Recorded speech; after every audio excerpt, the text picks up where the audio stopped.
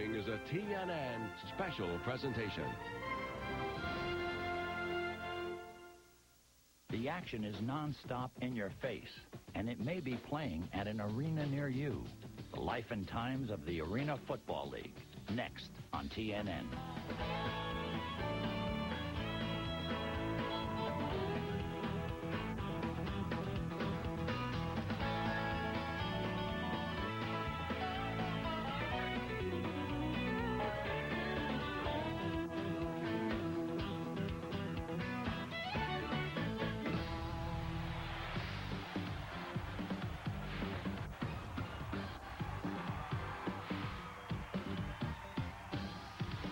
It may not be the game of Newt Rockne or Vince Lombardi,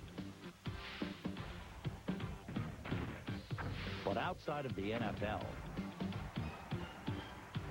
no other brand of football has lasted as long. Arena football strives to be different. They call it the game for the new millennium. I think today people want sports that have a lot of scoring and a lot of activity in them. They want a lot of contact, a lot of speed, and that's what arena football is all about, and it's in a very intimate setting. Jim Foster is the father of arena football, the man who dreamed up the game and scribbled it down on the back of an envelope. It came to him while he and a friend were watching an indoor soccer match. There hasn't been a lot of change from the original brown envelope and the original rules that I wrote. The year was 1981. Foster's vision looked like regular football, only drastically squeezed down. 8 men on a team, walls instead of sidelines, and nets around the goalposts to stop a punt from going into the rafters. But the real trademark of arena football is what goes on besides the game. So this league, you see it all. It's like a big entertainment league. It's like being at a big concert, and you're on stage, and this is something I get up for, and I enjoy playing. The Arena League now has 17 teams across the country and more on the way. But it hasn't been easy starting a new kind of football from scratch. Back in the 80s, fans were scarce, and some teams folded after just one season. Critics said the game was too gimmicky. There's an arena football first. No one quite knew what it was. I mean, it was sort of this, it was portrayed as this cross between the WWF and football and hockey and that type of thing. And no one really took it very seriously, including me.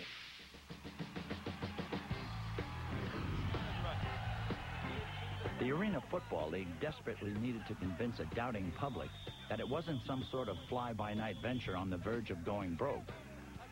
The chance to do that finally came when some of the biggest names in pro football decided to cross over to the AFL. When it first came along, I didn't really see it as a long-term opportunity. It was just a chance to move back home where I grew up. Danny White is an Arizona boy who made his reputation in Dallas as the Cowboys quarterback. He was a household name.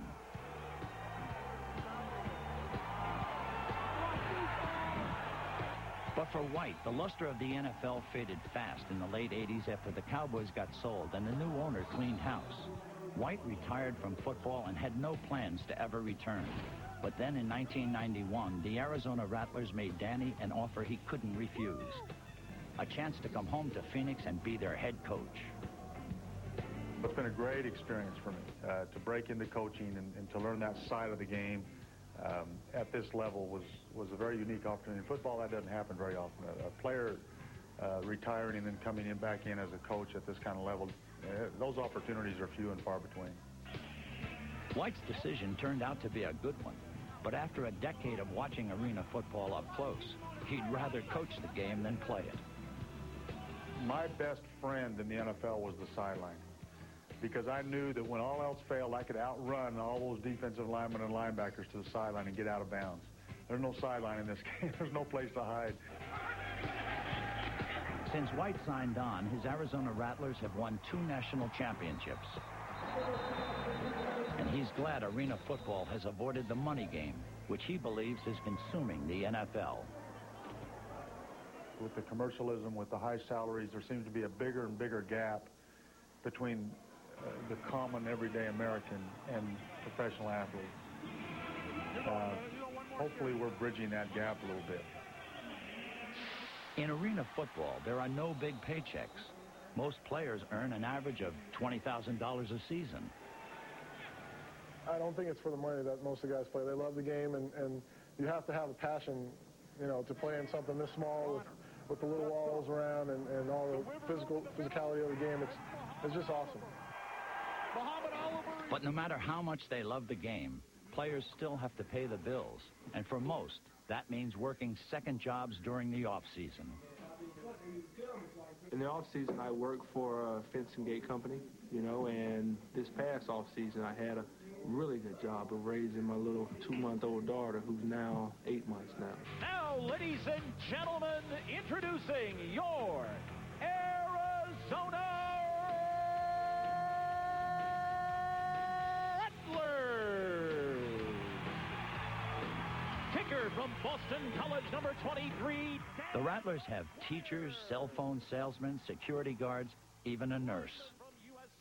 Guys have all kind of jobs. I mean, it's really weird. You know, you go in, maybe buy a car from someone, and you say, oh, my God, you know, I watched you at your game, you know, a month and a half ago, and now you're selling me a car. Working two jobs may be tough, but it gives the players something in common with many arena football fans. These guys are average guys. I mean, they're great athletes. They work hard, but they can relate to the blue-collar worker, and so there's a real natural bond. Our fans are just great fans. They feel like the Arizona Rattlers are a part of them. Free Arizona Rattlers souvenir T-shirts right here. Arena football does have a loyal group of fans that's getting bigger each season. And on that score, Arizona is a great role model for the rest of the league. When it comes to popularity, the Rattlers always give the NFL's Arizona Cardinals a run for their money. Most all the Rattlers' home games are sellouts. Very exciting, very fast-paced, high-scoring, and they love their fans, so we love them.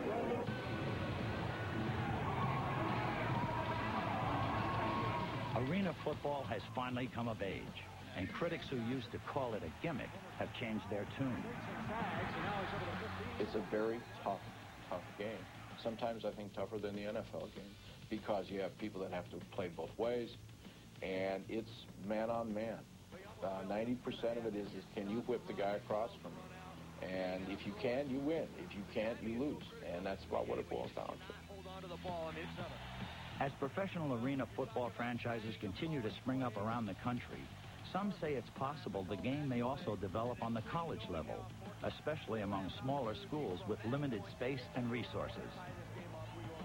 If they need a blueprint to see how it's done, Jim Foster still has that famous brown envelope of his locked away in a vault along with something else, a patent from the U.S. government declaring arena football to be a unique new sport, not an imitation. As soon as you walk in and look at it, you realize it's real football. I mean, these guys are hitting as hard, they're blocking, they're passing, they're tackling, they're doing all the rudimentary things you do in the outdoor game and doing it at just as high a level. From Foster's original vision to the last Arena Bowl championship, the game has provided a field of dreams for scores of young athletes. Oh, I love you guys. I'm so proud of you. By putting the fans first, arena football has redefined what professional athletics can be. A place where a good time doesn't have to cost a small fortune, and where players haven't forgotten what it's like to work for a living. Coming up, a look at one arena football veteran whose hard work took him all the way to the Super Bowl. Of the Arena Football League continues on TNN. Of all the talented athletes who've come through arena football, one showed the world what the league is made of.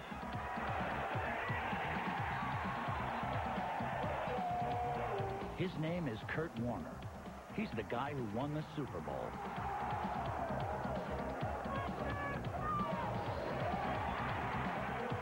Clearly, we've had a lot of players that play in the NFL, but none end up being Super Bowl MVP. I mean, that's pretty unique. And Kurt has really changed that image of what our players are and who they are.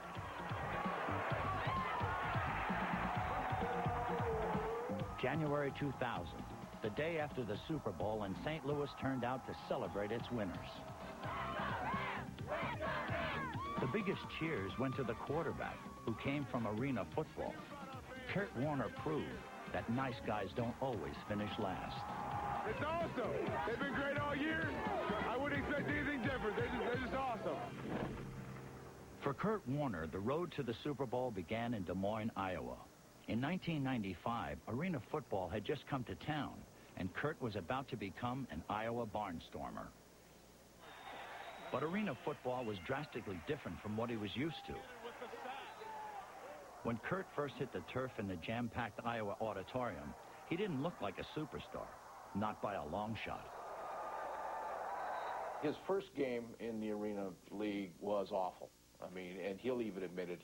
In fact, he said that was one of the few games that he came out of when he thought there was just no hope. Iowa's old auditorium, nicknamed the Barn, became Kurt Warner's school of hard knocks. And getting the feel of arena football meant getting a lot of bruises along the way. He had to learn how to throw better. His technique wasn't quite as good as it should have been. He needed to get stronger physically. Arena football is a very tough game, and you get hit hard and you get hit a lot. No matter how many times Kurt Warner got sacked, at least it was better than sacking groceries. That's what he was doing when the Barnstormers found him, working checkout and stocking shelves at an Iowa supermarket. But then the Barnstormers' new coach, John Gregory, went looking for a quarterback. And he wound up giving Kurt Warner a chance after just about everyone else in pro football had told him to go home. We had him down for a tryout, and he did well in the tryout, and then went through trials and tribulations in our first year, like I think all professional quarterbacks do. Kurt actually had some rough times when he was here. He almost got benched, and actually got benched in the half one time, and almost lost his starting job and everything, but as all great quarterbacks do, he bounced back from it, and the rest is history. After a rough start, Kurt Warner finally became an arena football star, but he still longed to play in the NFL, and no matter how much they turned him down, Kurt kept coming back for more. In 1998, he left arena football to play in Europe, but then he finally got the big call from the NFL. St. Louis wanted him to be their backup quarterback. It sounded great until after Kurt signed on. In that first season with the Rams, he appeared in only one game. And then Kurt got a major break. The Rams starting quarterback, Trent Green, suffered a bad injury that put him out for the season. That's when the Rams head coach Dick Vermeil turned to the kid from arena football. He told Kurt he'd be their new starter. With Warner at the helm, the Rams took off on a blazing winning streak. Just 5 years after leaving that Iowa supermarket, Kurt was suddenly the hottest name in pro football. And it was capped by the Rams' incredible Super Bowl victory, where Kurt set a new passing record. I don't think anybody ever could have predicted that. I thought Kurt was a good player. I think he's even gone beyond what we thought he would do. Kurt and his wife, Brenda, are largely unfazed by their new celebrity. They were still in the phone book even after the Super Bowl, but got so many calls they had to get an unlisted number. Since then, they've also had to make a few other changes. Well, before he would run in and get milk, and now I have to run in and get milk. So that's a big difference, and I go get groceries later at night now. I don't like to cook, so we enjoy going out a lot, and that is different now that we have to call ahead and see if they have a place that's a little more private. My little buddy. The Warners are trying to enjoy the moment without getting carried away by it. And so far, it seems to be working. He's still the same dad. He's still changing, the diapers and getting up with the kids and putting them on the bus. Go, set! Back home in Iowa, Kurt's old Barnstormer teammates say surviving the hard times made him a better athlete and a better person. Go! This past year, the thing I got a lot was, did you play with Kurt? Yes, I play with Kurt. Can you get an autograph for me? No, I can't get an autograph from him. All right, well, have you talked to Kurt? Yeah, I've talked to Kurt. Well, can you give him my number? No, I can't give him the number. The man who followed in Warner's footsteps as Iowa's quarterback, believes Kurt not only raised the image of arena football, he set some high standards for professional sports in general. It wasn't until I really sat back and, you know, kind of get around the community and you hear people talk about Kurt and you see how much they look up to him here, and, you know, then you start to think, man, those are some big shoes to fill. There you go, beautiful.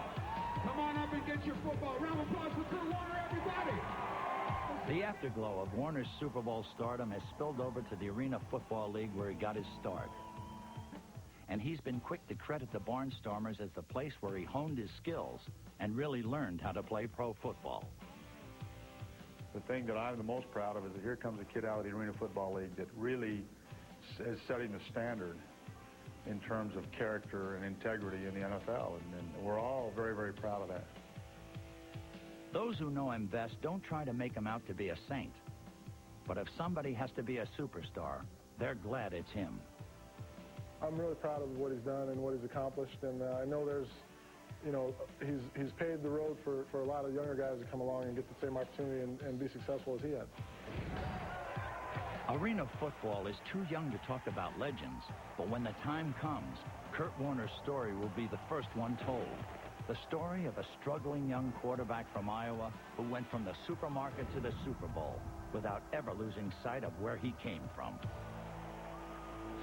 Coming up, the story of another young quarterback who's a long way from home and fighting to make a name for himself in a brand new arena football city, Los Angeles. Times of the Arena Football League continues on TNN.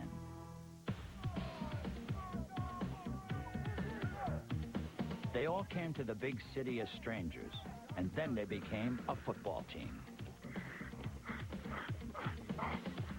Spring 2000 marked the birth of a brand new arena football franchise, the Los Angeles Avengers. And on this first day of training camp, the players were still trying to figure out the game plan. On the field, the hardest part is everything happens faster than you can even imagine.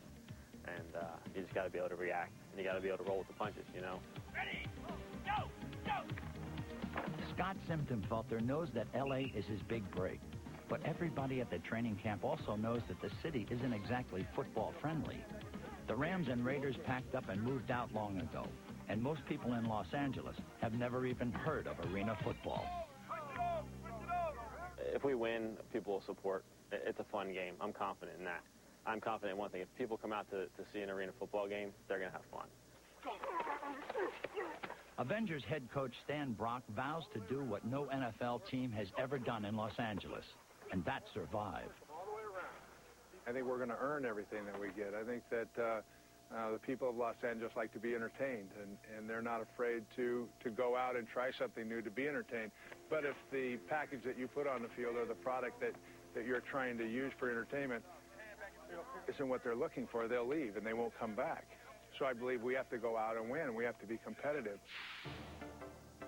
After spending 13 years as an offensive tackle for the New Orleans Saints and another 3 with the San Diego Chargers, Stan Brock knows the ups and downs of playing pro football.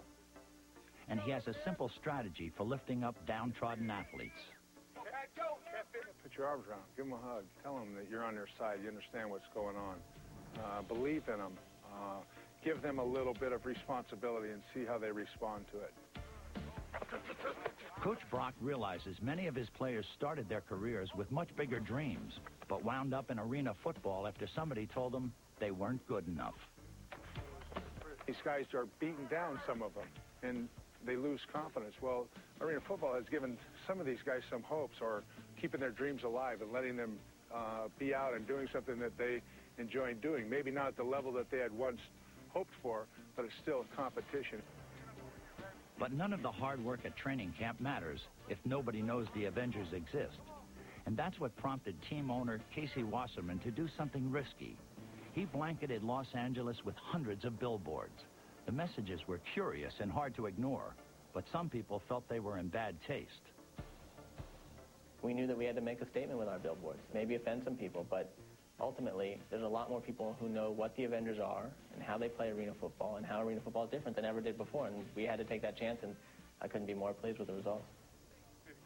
Wasserman is one of the youngest team owners in America, And if he needed any reassurance, he got it from the top man in the Arena Football League, Commissioner David Baker, who believes the LA Avengers definitely are on the right track. Looks good. Looks good. The Arena Football League, not only in LA, but throughout the United States, is about to be the next major league sport. I think we are a nation where football is at its core. We love the values of football, of gaining turf and losing turf, of working as a team, of coming back, of celebrating victory and persevering through a loss. Stay flat, stay flat. There you go. Turn it up. Nice job. Good break. Arena football has invested many of its hopes for the future in Los Angeles.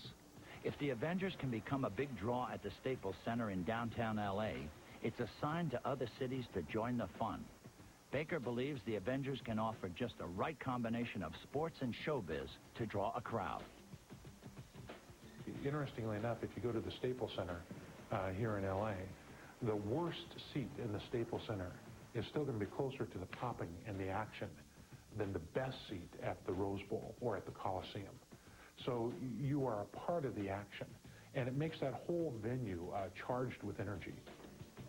But back at the Avengers training facility, there was a more immediate concern, and it centered around the battle of the quarterbacks.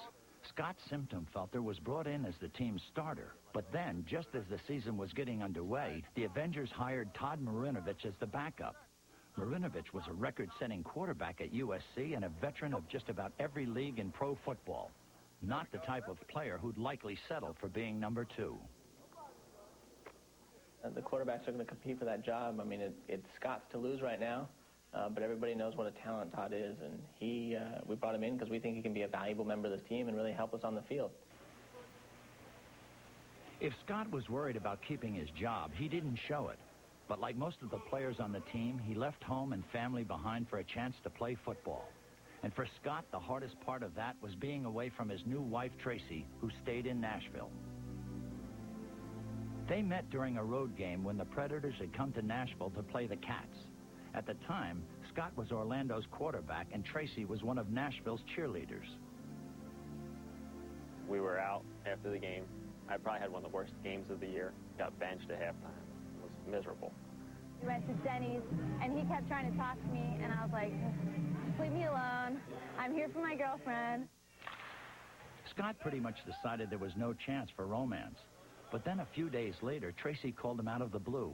He thought she was interested, but what Tracy really wanted was his friend's phone number. Talked for about 2 hours for the first time, just talking. Now, hear me, I'm thinking she called me, you know, when in reality she was calling to get someone else's number, so it really wasn't anything right at first. From then on, we just started talking. It was all about communication. You know, we talked and talked and talked, and I really got to know him like that. Instead of physically having somebody there, it's just different. And I just knew.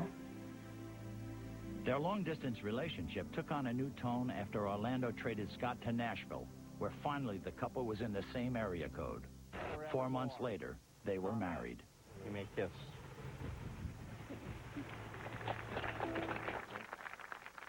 Around Nashville, they got to be known as the Arena Football Couple.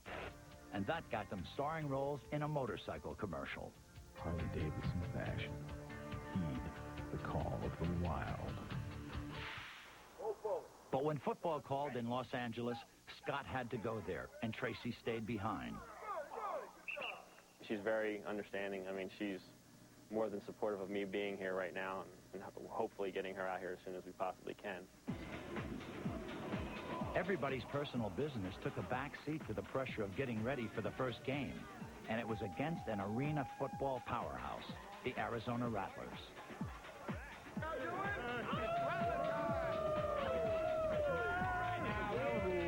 Arizona fans couldn't wait to get their hands on LA.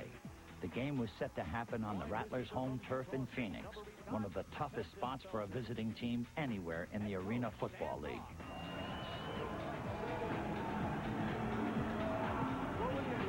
It was only a preseason exhibition, but it was the first time in years that any kind of professional football team from Los Angeles was hitting the field, and the pressure was on the Avengers to perform. Scott Semptimphelter got LA moving early with a series of quick touchdowns. Semptimphelter Semptimphelter, touchdown, Semptimphelter. If this was a race to keep the top job, Scott seemed to be winning it. Rattlers. But Marinovich was still very much in the running. He scored 2 touchdowns of his own and was selected as the game's most valuable player. If Marinovich needed a comeback, this was a good start. Sweet touchdown. It all ended with an Avengers victory, 54-47 over Arizona. Everybody was happy, especially the team's nervous owner. Good start. It's better than losing the first one. You know, it doesn't count, but it sends a good message. The message to Scott was he still had the top job, at least for another week. But beyond that, no guarantees. In arena football, you're only as good as your last game.